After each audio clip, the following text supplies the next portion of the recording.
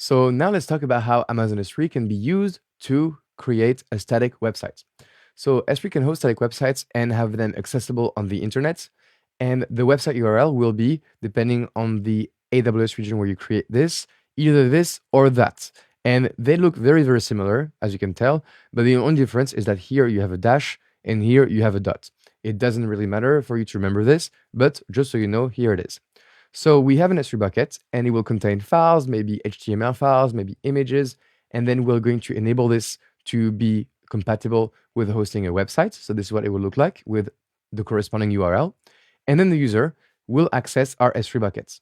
But this will not work if we don't have public reads enabled on our S3 bucket. And this is why in the first place, in the last lecture, we learned about S3 bucket policies.